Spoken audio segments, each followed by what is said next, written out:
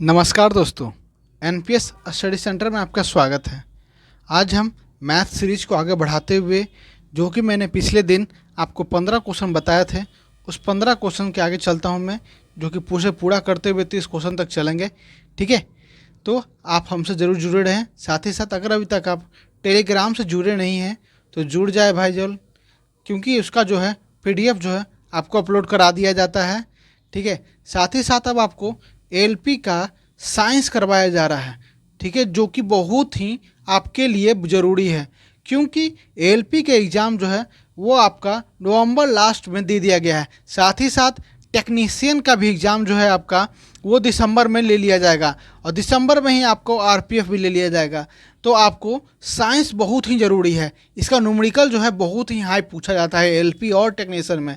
ठीक है, तो आपको टेक्नीशियन में उसको ज़रूर जुड़ जाना है। ठीक है, साथ ही साथ आपको एसएससी सीजीएल और सीएचएसएल का जो है ना, वो आपको मेंस का क्वेश्चन कराया जा रहा है। साथ ही साथ एमटीएस का भी कराया जा रहा है, तो इसे भी ज़रूर देखें। ठीक है, ताकि आपसे एक भी सवाल छूटे ना। चलिए शुरू करते हैं। तो हमारा पहला प्रश्न क्या कहता है? पहला प्रश्न कहता है कि 45 किलोमीटर प्रति घंटे की चाल से चल रही रेलगाड़ी 4 घंटों में कितने खंभों को पार कर लेगी? दिया गया है कि रेल मार्ग पर खंभे जो है हर 50 मीटर दूरी पर एक खंभा जो है स्थित है। तो रेलगाड़ी यात्रा के आरंभ से ही एक खंभे को पार कर लेती है। क्या बोला है यहाँ पे? लास्ट में बोला है, यहाँ बोल रहा है रेलगाड़ी जो है यात्रा के आरंभ में ही एक खंभे को पार कर लेती है। ठीक है, तो प्रश्न को हल करते हैं। बोला है 45 किलोमीटर प्रति घंटे की चाल से 4 घंटे चलते हैं, मतलब टोटल कितने चल गए डिस्टेंस? तो 4 घंटे का हो गया आपका 180 किलोमीटर। ठीक है, अब यहाँ देखिए कि हर 50 मीटर पर आपका एक पोल है। तो 50 मीटर पर आपका एक पोल है, तो 1 किलोमीटर पर कितना पोल होगा? तो क्या करेंगे हम लोग? तो 50 मीटर है, तो इसे कितना में कन्वर्ट कर देंगे? तो इसे हम लोग मल्टीप्लाई करेंगे 20 से, इधर भी 20 इधर से 20, तो ये कितना हो गया आपका 1000 मीटर, मतलब 1 किलोमीटर बराबर हो गया 20 खंभा। कितना हो गया? 20 खंभा। ठीक है, अब चलते हैं हम लोग। टोटल हमने कितना देखा था? तो 180 किलोमीटर था, और जो कि है 1 किलोमीटर में 20 खंभा को पार करता है। तो 180 किलोमीटर तो 180 से मल्टीप्लाई कर देंगे। ठीक है, इस साइड किलोमीटर से 20 को 180 से मल्टीप्लाई करेंगे तो कितना आ जाएगा? यहाँ पर 3600 आ जाएगा। कितना आ जाएगा? 3600, और यहाँ आ जाएगा 180 किलोमीटर। तो 3600 जो खंभा है उसने पार किया, लेकिन साथ ही साथ उसने लास्ट में कहा है कि रेलगाड़ी, जब रेलवे जो है वो शुरुआत में यात्रा करता है तो एक खंभे को ऑलरेडी पार कर चुका होता है, तो एक खंभा और जोड़ देंगे तो टोटल कितना खंभा हो जाएगा? 3600। एक खंभा जो है उसने पार कर लिया है। तो इसका आंसर क्या हो जाएगा? ऑप्शन 4, 3601। ठीक है, चलिए अगले प्रश्न की ओर बढ़ते हैं। अगला प्रश्न बोला है, एक चुनाव में एक उम्मीदवार जिसने 37% मत प्राप्त किए हैं और विजयी उम्मीदवार जो है 5,20,000 मतों के अंतर से हार गया है। इस चुनाव में दोनों उम्मीदवारों को डाले गए मतों की कुल संख्या ज्ञात कीजिए। ठीक है, चलिए इसे पूरा करते हैं हम लोग। तो क्या बोला है? 100% कोई होगा मत पूरा। ठीक है, जिसमें से एक को मिला है 37%। कितना मिला है? 37%। और बाकी को कितना मिलेगा? तो 37 घटा देंगे 100 से, तो कितना हो जाएगा? 63%। ठीक है, अब उसके बाद बोला है कि विजय जो उम्मीदवार है, मतलब विजय जो जीता है उसने क्या किया है कि 5,20,000 मतों से, मतलब जो हारा है उससे 5,20,000 मत जो है उसे प्राप्त किए हैं। किसने प्राप्त किए हैं? तो जीतने वाला। ठीक है, तो इसका अंतर कितना हो गया? अंतर की बात करें तो अंतर हो गया इसका कितना? 26। अब 26 जो है यही तो है 26%। आपका कितना दिया है? 5,20,000 दिया है, तो क्या हो जाएगा? 26 के बराबर क्या दिया है आप इसको कि 5,20,000। इतना दिया है। अब इसे काटते हैं हम लोग, तो 1 बराबर हो गया आपका 20,000। कितना हो गया? तो 20,000। अब पूछा क्या है कि दोनों उम्मीदवारों में डाले गए मतों की कुल संख्या, दोनों मतों मतलब टोटल हो गया था आपका 100। तो 100 से हम इसे मल्टीप्लाई कर देंगे, दोनों साइड 100 से मल्टीप्लाई। तो कितना हो गया आपका? ये आपका हो गया 20, कितना हो गया? 20 लाख। कितना हो गया? 20 लाख। ठीक है, यहाँ जाए सैकड़ा, हज़ार, 10,000, लाख, 10 लाख। तो हो गया कितना? 20 लाख हो गया। तो आंसर हो गया इसका 2। ठीक है, चलिए अगले प्रश्न की ओर बढ़ते हैं। तो अगला प्रश्न बोलता है कि x plus 1/x, x plus 1/x का वैल्यू 2 दिया है। तो पूछा है एक्स स्क्वायर 1/x का स्क्वायर क्या होगा। चलिए प्रश्न को हल करते हैं अच्छे से। तो दिया है x+1/x = 2। ठीक है, अब क्या करें इसे हम कि एक्स स्क्वायर चाहिए, तो क्या करेंगे हम? स्क्वायर कर देते हैं दोनों साइड स्क्वायर करेंगे। तो a प्लस बी का होल स्क्वायर हो गया। तो क्या हो जाएगा? a square plus B square plus 2 into A into B. ठीक है, और इधर कितना हो गया? 4 हो गया। कितना हो गया? 2 का स्क्वायर 4। अब ये x कैंसिल हो गया। तो क्या बच गया हमारे पास? X square plus 1/x square plus 2 = 4। अब 2 को इधर लेके जाएंगे तो क्या हो जाएगा? x स्क्वायर बटा x स्क्वायर = 2। तो आंसर क्या हो गया हमारा? 2 हो गया। सी ऑप्शन जो है इसका सही उत्तर है। चलिए अगले प्रश्न की ओर बढ़ते हैं। अगला प्रश्न है 4+√2/√2+1 का मान ज्ञात निकालिए। तो बोला है इसका जो है मान निकालना है। तो क्या करें हम लोग? तो क्या कीजिएगा, जब भी ऐसा क्वेश्चन दे तो ऊपर वाला को रह दीजिएगा, नीचे वाला को वैसा ही लिखिएगा। फिर क्या कीजिए, ऊपर नीचे जो है, ये जो नीचे लिखा हुआ है उसी को ऊपर नीचे माइनस, मतलब जो साइन दिया है उसका उल्टा करके लिख दे। ठीक ना? उल्टा करके लिखने से ये होगा कि जब हम ये फॉर्मूला लगेगा ए स्क्वायर माइनस बी स्क्वायर, तो नीचे जो है ना वो आपका सिर्फ देखिए √2 इंटू √2 का क्या हो जाएगा? 2 हो जाएगा। अब -1 हो जाएगा तो क्या बचेगा हमारा? 1 बचेगा। तो कुछ ऐसा ही ठीक कर मतलब कैलकुलेशन को कम करने के लिए किया जाता है कि जो यहाँ जो जैसे कि जो साइन यहाँ दिया है इसका उल्टा साइन हम लोग यहाँ दे के ऊपर नीचे मल्टीप्लाई कर देंगे। वैसे अगर नहीं तो देखिए ये दोनों तो कट ऐसे भी जाएगा तो बराबर वैल्यू जो है हमारा ये आ जाता है। ठीक है, चलिए अब इसे सॉल्व करते हैं। तो दिया है 4+√2/√2+1 इंटू √2 - 1/√2 - 1। अब देखिए इसे मल्टीप्लाई करेंगे तो क्या आ जाएगा? 2 - 1, ऊपर क्या होगा? 4 इंटू √2 -4 प्लस √2 इंटू √2 सॉरी 2 आ जाएगा, और √2 - √1 तो √2 हो गया। अब इसको सॉल्व करेंगे तो कितना आ गया? तो इसका सॉल्व करने के बाद आता है आपका 3√2 - 2 बाई नीचे आ जाएगा आपका 1। तो वैल्यू क्या हो गया आपका? 3√2 - 2। तो आंसर जो है आपका सी जो है सही है। ठीक है, चलिए अगले प्रश्न की ओर बढ़ते हैं। प्रश्न क्या कहता है? हमारा अगला प्रश्न क्या कहता है, चलिए उसे देख। एक मिनट, एक प्रश्न जो है वो छूट चुका है। एक मिनट, कहाँ गया वो प्रश्न? एक प्रश्न मुझे ध्यान था, हाँ ये रहा। तब ने कहा है कोई अच्छा प्रश्न एक था। ये देखिए, ये प्रश्न क्या कहता है 51 नंबर। इसमें बोला है कि 120 के विषम और समभाजकों की कुल संख्या कितनी है। ठीक है, तो क्या पूछा है? 120 के विषम और समभाजकों की कुल संख्या कितनी है। तो देखिए 120 के को हम कितनी तरह से जो है मल्टीप्लाई या डिवाइड कर सकते हैं। तो देखिए ये जो है 1 से कटेगा, 2 से कटेगा, 3 से कटेगा, 4 से कटेगा, 5 से कटेगा, 6 से कटेगा, और उसके बाद 7 से नहीं 8 से कटेगा, उसके बाद 8, 9, 10 से कटेगा, फिर 12 से कटेगा, फिर आपका ये 15 से कटेगा, फिर आपका ये आपका कटेगा 20 से, फिर कटेगा 24 से, फिर कटेगा 30 से, उसके बाद कटेगा ये फिर 40 से, उसके बाद ये सीधे कटेगा 60 से, उसके बाद लास्ट ये कटेगा आपका 120 से। तब इसमें से देखना है कि विषम संख्या कितनी है और असम संख्या कितनी है। विषम संख्या का गिने हम तो एक ये हो गया 1, 2, 3, 3 हो गया और एक यहाँ 4, कितना हो गया 4। तो यहाँ 4 ऑप्शन देखिए कहीं नहीं एक में है, थर्ड ये हो गया।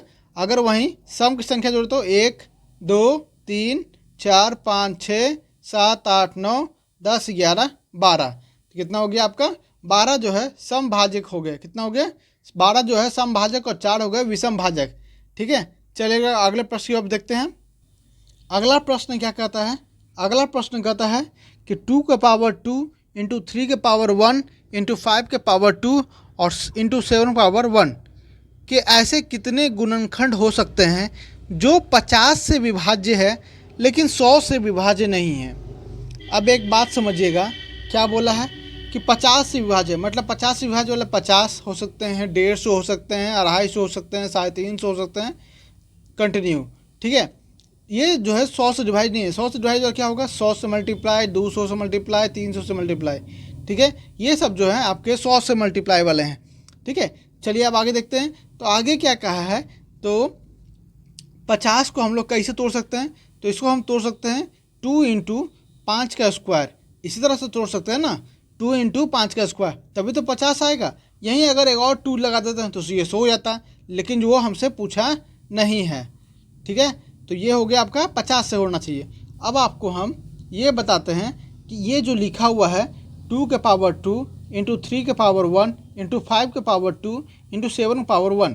ठीक है, तो 5 के पावर 2 को हम अलग कर देते हैं और 2 के पावर 1 को एक साथ इसको कर देते हैं, ये हो गया आपका 50। एक 2 को हम अलग कर देते हैं और एक 3 के पावर 1 इंटू 7 के पावर 1 और ये 2 के पावर भी 1 है। ठीक है, तो ये जो हो गया 50 हो गया। ठीक है, अभी अगर ये देखिए आप कि कहा है कि 50 से विभाज्य होना चाहिए, तो 50 से अगर हम यहाँ 2 से मल्टीप्लाई करेंगे तो वो तो 100 हो जाएगा। तो ये जो है ये आपका सूटेबल जो नहीं काम करेगा। ठीक है, ये आपका जो है गुणनफल नहीं हो सकता। ठीक है, लेकिन अगर हम वहीं 50 को 3 से मल्टीप्लाई करें तो कितना हो जाएगा 150 हो जाएगा। मतलब हाँ, ये 50 से डिविजिबल है, लेकिन जो 100 से डिविजिबल नहीं है। वहीं अगर हम 50 को 7 से मल्टीप्लाई करेंगे तो 350 आ जाएगा। तो ये देखिए ये आपका हो गया कितना, ये हो गया आपका 50 से डिविजिबल है लेकिन 100 से डिविजिबल नहीं है। तो क्या कर सकते हैं हम कि 5 का स्क्वायर इंटू 2 को हम अलग कर दें और 2 को हम तो लेंगे नहीं और 3 के पावर 1 इंटू 7 के पावर 1 ही लेंगे हम सिर्फ। तो क्या किया जाता है गुणनफल निकालने के लिए कि यहाँ जो है 1 प्लस यहाँ 1 प्लस कर दिया जाता है। तो कितना हो गया 2 इंटू 2 इक्वल टू हो गया आपका 4। कितना हो गया, तो 4 ऐसे गुणनफल हो सकते हैं जो कि 50 से जो है आपका कटेगा लेकिन 100 से जो है नहीं कटेगा। ठीक है, चलिए आगे बढ़ते हैं अगले प्रश्न की ओर। अगले प्रश्न क्या कहता है, अगला प्रश्न कहता है एक बिजली के खंभे का उन्नयन कोण 30 डिग्री से बढ़कर 60 डिग्री हो जाता है, तब इसे देखने वाला व्यक्ति अपनी आरंभिक स्थिति से 30 मीटर खंभे की ओर बढ़ता है। उस बिजली के खंभे की ऊंचाई ज्ञात कीजिए। ठीक है, क्या बोला है, चलिए इसे सॉल्व करते हैं हम लोग।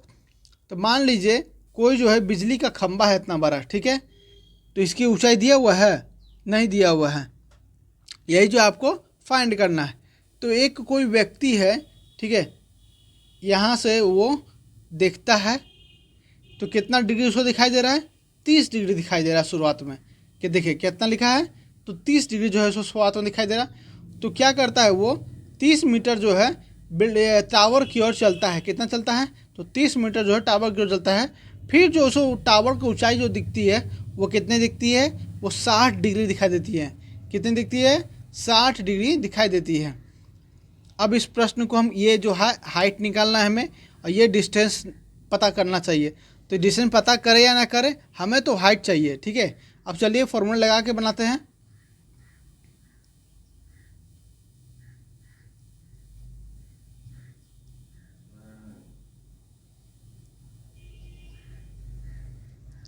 चलिए अब आगे देखते हैं। देखिए पहले हम tan 60 लगाएंगे। tan 60 ये ट्रायंगल का, ठीक है, तो क्या हो जाएगा tan 60 h/d, क्या हो गया h/d, d√3 equal to h, तो हो जाएगा d के बराबर h/√3। ठीक है, ये हो गया। अब आगे बढ़ते हैं, टेन 30 लगाते हैं इस ट्रायंगल का, बड़ा वाला ट्रायंगल का। ठीक है, तो टेन 30 का वैल्यू क्या हो जाएगा, टेन 30 की वैल्यू हो जाएगा h बटा में 30 प्लस डी। कितना हो गया, 30 प्लस डी। अब जो है वो टेन 30 की वैल्यू क्या है, तो 1√3। ठीक है, चलिए इसको फ्रेश बनाते हैं एक बार। इसका कितना वैल्यू आया था, ये 30, ये 30, ये 60, ये h और ये d। ठीक है, तो d के वैल्यू कितना आया था, h बटा में √3। अब आगे चलते हैं, टेन 30 का, टेन 30 का लिखे थे हमने कितना, h बटा में 30 प्लस d। ठीक है, तो टेन 30 कब होता है आपका 1√3 h बटा में 30 प्लस d। तो 30 plus d equal to √3h, √3h। अब d के वैल्यू हम लोग यहाँ पुट कर देंगे, 30 प्लस h बटा में √3 इक्वल टू √3h। √3 को अब हम कॉमन निकाल लेंगे, तो यहाँ हो जाएगा आपका 30√3 प्लस h इक्वल टू √3 को इधर मल्टीप्लाई करेंगे तो कितना हो जाएगा, 3h। कितना हो जाएगा, 3h। तो h को इधर ले जाएंगे तो कितना हो जाएगा, 2h। ठीक है, और बराबर में हो गया आपका 30√3। कितना हो गया, 30√3। वहीं h का वैल्यू फिर क्या आ जाएगा आपका, 15√3। कितना आ जाएगा, 15√3। अगर समझ में नहीं आए तो एक बार फिर से रिपीट करके देखिए, ताकि अच्छे से समझ में आ जाना चाहिए। चलिए अगले प्रश्न की ओर बढ़ते हैं। अगला प्रश्न क्या कहता है कि इस व्यंजक का मान निकालिए। इस व्यंजक का मान निकालिए। तो मैंने आपको कल बताया था कि बोर्ड मस जो है वो आपको ज़रूरी है समझना। Bracket of divided by multiply addition तब सब्ट्रैक्शन का यूज करेंगे। क्या हो गया, ये रूल हो गया कि पहले क्या करना है, ब्रैकेट तब ऑफ तब डिवाइडेड तब मल्टीप्लाई तब एडिशन तब सब्ट्रैक्ट। ठीक है, तो पहले ब्रैकेट का यूज करता हूँ। देखिए सबसे पहले लास्ट में ब्रैकेट ये है, तो 8 - 6 2 + 3 5 हो गया। फिर 4 - 5 करेंगे कितना हो गया, -1 हो गया। 15 माइनस से माइनस प्लस हो जाएगा तो कितना हो गया, 16 हो गया। अब 20 - 16 कितना हो जाएगा, तो 4 हो जाएगा। आपका ए ऑप्शन जो है सही हो गया। ठीक है, चलिए अगले प्रश्न की ओर बढ़ते हैं। अगला प्रश्न क्या कहता है कि 45:75, 3:5, 51:68 एंड 256:81 का मिश्र अनुपात कंपाउंड रेशियो क्या है। जब कंपाउंड रेशियो की बात करें तो 45/75 इंटू 3/5 इंटू 51/68 इंटू 256/81। ठीक है, इस तरह के इसे सॉल्व करना है। चलिए आगे सॉल्व करते हैं। तो 15 तिया 15 पचे, ये क्या हो जाएगा, 17 तिया 17 चौके। ठीक है, यहाँ देखें तो यहाँ 3 से कटेगा, 8 तिया 24 24, तो बचा कितना आपका 256 ना, तो 3 6 बचा 9 बार में। कितने बार में, तो 9 बार में। सॉरी कटेगा नहीं यहाँ पे। यहाँ से फिर से देखते हैं आगे, तो ये हो गया। फिर अगर हम 3 3 तिया 9 तिया 27, 27 तिया 81 कट गया। फिर आगे चलते हैं, तो 4 को अगर हम इससे काटते हैं तो कितने बार में कट जाएगा, 6 चौके 24 और 1 4 64। ठीक है, 64 कट गया। यहाँ से 5 25 और 25 तिया 75, नीचे क्या आ गया 75, ऊपर कितना आ गया आपका 64 आ गया। तो आंसर एक जो है ये सही है। कंपाउंड मिश्रण का है तो सभी को मल्टीप्लाई कर देना है, फर्स्ट वाला को फर्स्ट से, फर्स्ट वाला को फर्स्ट से, ठीक है, इससे और इसके इससे, और नीचे वाला को इससे मल्टीप्लाई कर देना है। ठीक है, तो आपका आंसर आ जाएगा। चलिए आगे बढ़ते हैं अगले प्रश्न की ओर। अगला प्रश्न है आपका 67 नंबर की, यदि ABCD एक चक्रीय चतुर्भुज है और ABC एक समबाहु त्रिभुज है तो कोण CDA का मान ज्ञात कीजिए। चलिए बहुत ही आसान क्वेश्चन है, लेकिन अच्छा क्वेश्चन है, क्योंकि ये जो है आपका एडवांस प्रश्न में आता है सब। ठीक है, एडवांस प्रश्न आता है, इसलिए थोड़ा सा अच्छा क्वेश्चन भी होता है। एक सर्कल लीजिए। ठीक है, अब यहाँ से ये बोला गया है कि एक चक्रीय चतुर्भुज है, तो यहाँ एक पॉइंट यहाँ ले लेते हैं, एक पॉइंट यहाँ ले लेते हैं, एक पॉइंट यहाँ ले लेते हैं, एक पॉइंट यहाँ, तो यहाँ से जोड़ देते हैं हम लोग। ये हो गया ABC और ये हो गया आपका D। ठीक है, अब कहा गया है का कि ABCD जो है CDA जो है, इसे थोड़ा सा नीचे बनाना पड़ेगा।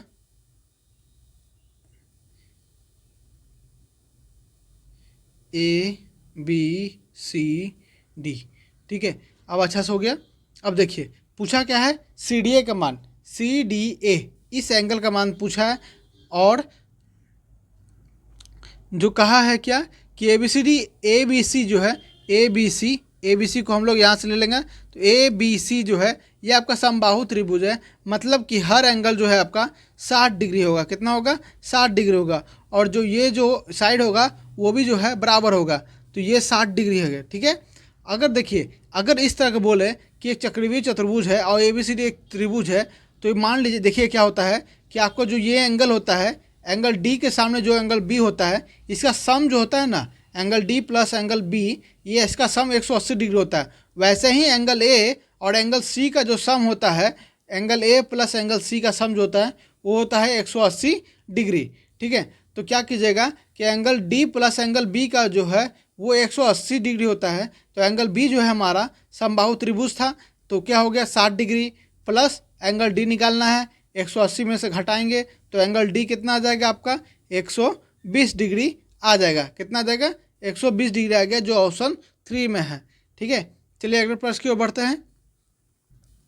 अगला प्रश्न देखते हैं हम लोग। अगला प्रश्न क्या कहा है, उन दो गोलों के आयतनों का अनुपात ज्ञात कीजिए जिनके पृष्ठ के क्षेत्रफलों का अनुपात जो है वो 1:4 दिया हुआ है, ठीक है। तो आयतन निकालना है और क्षेत्रफल दिया हुआ है। तो क्षेत्रफल जो होता है गोले का क्या होता है 4 पाई आर स्क्वायर, क्या होता है 4 पाई आर स्क्वायर। अब 4 पाई आर वन स्क्वायर का दिया है बटा में 4 पाई आर टू का स्क्वायर, ये जो रेशियो दिया है 1:4 दिया है, ठीक है। अब चलिए इसको यहाँ से काट देते हैं, तो यहाँ स्क्वायर अगर रूट को इधर हटाएं तो क्या आ जाएगा हमारा R1 बटा R2 इक्वल टू 1 बटा में 2, क्या आ गया R1 का वैल्यू 1 और R2 का वैल्यू 2, ठीक है। R1 का वैल्यू कितना आ गया 1, R1 R2 का वैल्यू क्या आ गया तो 2 आ गया, ठीक है। अब आयतन बोला है, अब आयतन का फॉर्मूला क्या होता है तो 4/3 पाई आर क्यू होता है, क्या होता है 4/3 पाई आर क्यू होता है, ठीक है। अब इसे हम बनाते हैं, तो 4/3 पाई आर क्यू डिवाइडेड बाय ये 1 का हो गया क्यू, 4/3 पाई आर 2 का होल क्यू, ठीक है। अब यहाँ देखिए, यहाँ से ये कट जाएगा, ये कट जाएगा, तो बचा क्या R1 क्यू और R2 क्यू। तो R1 क्या है 1 और R2 क्या है आपका 2 का क्यू, तो कितना हो गया 1 बटा में 8, कितना हो गया 1/8। तो आंसर जो है सी है, जो कि 71 का, ठीक है। चलिए अगले प्रश्न की ओर बढ़ते हैं। अगला प्रश्न बोला है, साधारण ब्याज की कितनी प्रतिशत वार्षिक दर पर एक धनराशि जो है 5 वर्ष में मूल धनराशि के 8/5 के बराबर हो जाती है, 8/5 के बराबर हो जाती है। तो इसको माफ़ कीजिएगा, चलिए क्या क्वेश्चन बोला है, साधारण ब्याज की कितने प्रतिशत वार्षिक दर पर एक धनराशि 5 वर्ष में मूल धनराशि के 8/5 के बराबर हो जाती है। तो इसको कैसे बनाया जाए, तो देखिए एसआई का फॉर्मूला क्या होता है पहले आपको जानना होगा, principal into rate into time बटा में 100, क्या होता है तो principal into rate into time बटा में 100। अब पी का वैल्यू क्या हो गया,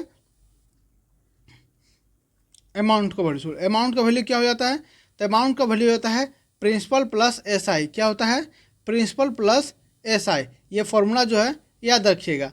तो वैसा ही जो दिया है कि पी जो है, पी मान लीजिए कोई पी है, ठीक है, प्रिंसिपल, रेट हमको निकालना है, ठीक है, और टाइम जो है आपको दिया है 5 साल, टोटल क्या हो जाएगा 100 और इक्वल टू एसआई क्या दिया है तो बोला है कि प्रिंसिपल का 8/5 हो जाता है, तो प्रिंसिपल का 8/5 हो जाता है, ठीक है। चलो एक बार फिर से लिख देते हैं कि पी कोई है अमाउंट, ठीक है, आर निकालना है, टी दिया है 5/100 इक्वल टू क्या बोला है कि मूल धनराशि का मतलब पी का जो है वो 8/5 हो जाता है, 8/5 हो जाता है। अब इसमें से हम क्या करेंगे कि एक प्रिंसिपल और घटाएंगे, तभी तो हमारा मेन निकलेगा आपको, ठीक है। एक प्रिंसिपल आपको घटा देना है, घटाएंगे तो उसके बाद क्या हो गया कि यहाँ से p जो है कॉमन निकाल के हम लोग p कैंसिल कर देंगे, बचा r/5, मतलब आप 5 से 20 कट गया आपका 100, ठीक है। यहाँ 5 यहाँ ले गए तो कितना हो जाएगा आपका 3/5 इक्वल टू r/20। अब यहाँ से 5 से इसको काटेंगे 4 और r का वैल्यू क्या आ जाएगा हमारा 12 आ जाएगा। कितना आ जाएगा तो 12 आ जाएगा। चलिए अगले प्रश्न की ओर बढ़ते हैं। अगला प्रश्न क्या कहता है, अगला प्रश्न है आपका कि 37 मीटर इंटू 30 मीटर माप वाले आयताकार पार्क में अंदर की ओर एक रास्ता बना हुआ है जो 570 मीटर स्क्वायर जगह घेरता है। तो रास्ते की चौड़ाई ज्ञात करना है।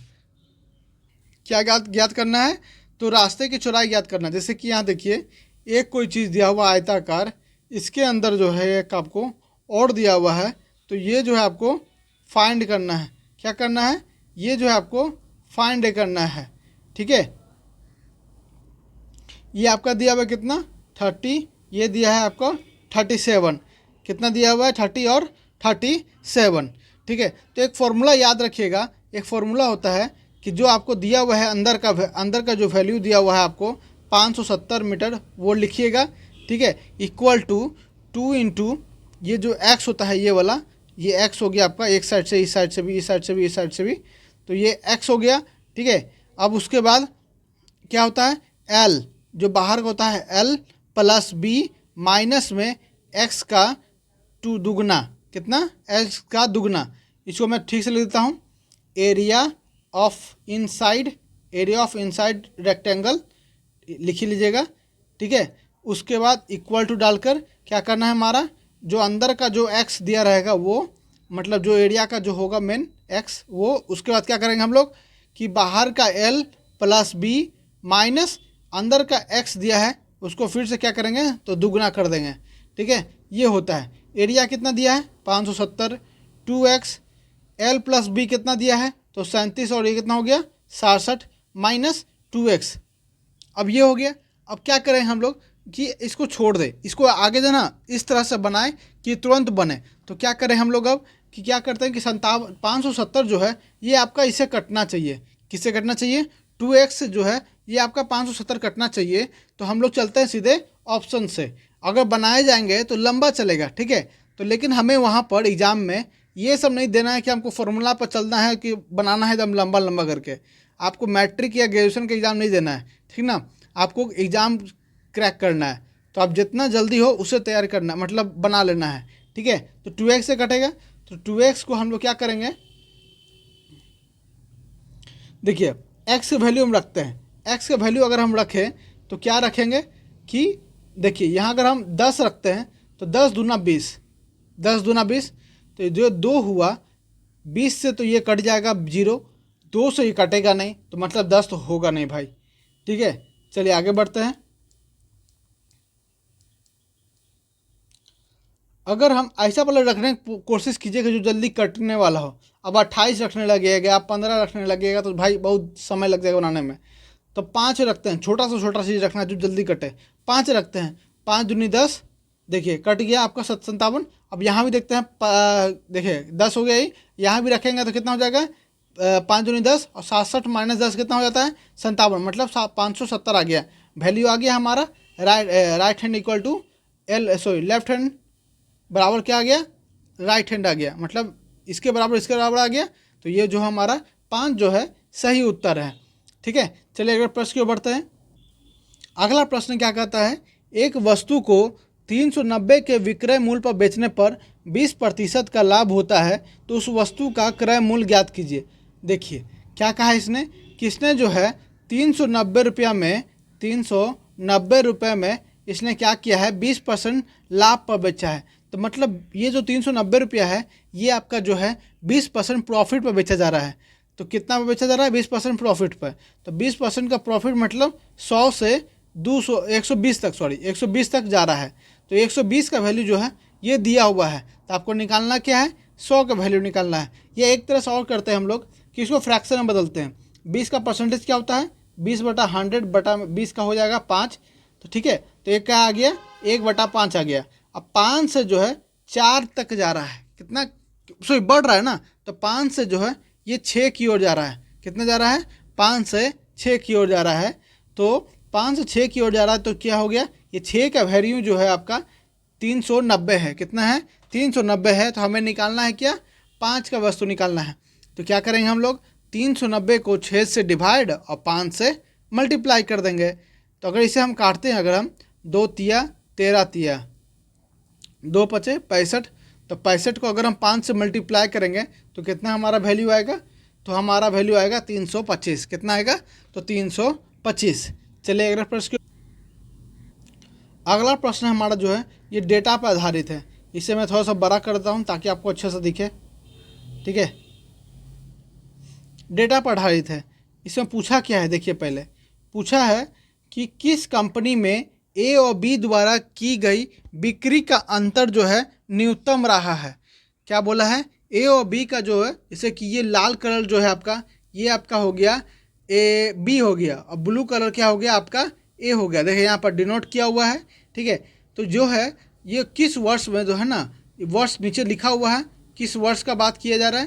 तो इस वर्ष में कि इसका जो अंतर है, वो डिफरेंस है, वो कितना सबसे कम किसका रहा है किस वर्ष में। तो निकालते हैं। तो देखिए 2000 में कितना दिया है, 40 और 20 है, तो अंतर क्या हो गया, 20 हो गया। वहीं अगर 2001 की बात करें तो 60 और 40, अंतर क्या हो गया, 20 हो गया।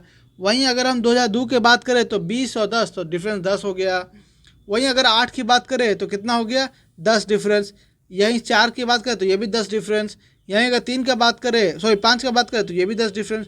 लेकिन अगर 6 की बात करें तो यहाँ दोनों का 30-30 है, मतलब कि 0 हो जा रहा है डिफरेंस। तो सबसे कम जो है वो आपका 2006 का होगा। किसका होगा, तो 2006 का होगा। ठीक है, चलिए अगले प्रश्न की ओर बढ़ते हैं। अगला प्रश्न भी आपका है, पाई चार्ट से रिलेटेड है। पाई चार्ट को थोड़ा सा मैं बड़ा करता हूँ। अब मैं इस प्रश्न को पढ़ता हूँ, देखिएगा क्या लिखा है इस प्रश्न में। यदि बल्बों की एक निश्चित मात्रा के लिए निर्माता को मोल्डिंग लागत से रूप में 28,400 रुपया खर्च करना पड़े, तो वह कॉपीराइट खर्च के लिए कितना खर्च करेगा। तो देखिए पहले मोल्डिंग की बात कर रहा है, तो मोल्डिंग देखिए कहाँ पर है इसमें, और बड़ा करते हैं। देखिए मोल्डिंग कहाँ है, यहाँ मोल्डिंग है। तो मोल्डिंग का रंग कौन सा है, हरा है, सॉरी ब्लू है। क्या है, ब्लू है। ये जो 20% दिया है, यही जो है आपका मोल्डिंग है। क्या है, मोल्डिंग है। ठीक है, तो ये मोल्डिंग क्या है, 20%। तो 20% का जो बराबर दिया है आपको, 20% के बराबर दिया है कितना, तो 28,400 रुपये। कितना दिया है, 28,400 रुपये। वहीं अगर हमें निकालना है किसे, तो कॉपीराइट खर्च को निकालना है। कॉपीराइट खर्च जो है वो आपका कितना है, तो वो है आपका 15%। कितना है, 15%। तो हम क्या करेंगे, 28,400 को 20 से डिवाइड करेंगे और निकालेंगे कितना का, 15% का। ठीक है, चलिए काटते हैं इसे हम। कितना कट गया, ये आपका हो गया 14 20 इंटू 15। टोटल अगर हम मल्टीप्लाई करके निकालें तो आपका आंसर जो है वो आपको 21,300 आ जाएगा। कितना आएगा, 21,300 आएगा। ठीक है, तो आज ख़त्म कर दिया मैंने इसे पूरा मैथ को। ठीक है, 2 दिन लगा, 15-15 क्वेश्चन के हिसाब से मैं आपको रोज़ लाऊंगा। ठीक है, अच्छे से लेकिन पढ़िएगा। और अभी तक अगर आप टेलीग्राम पर जुड़े नहीं हैं तो जुड़ जाइए, आपको PDF वहाँ प्रोवाइड करा दिया जाता है। ठीक है, चलिए मिलते हैं। ठीक है, नेक्स्ट वीडियो में। धन्यवाद।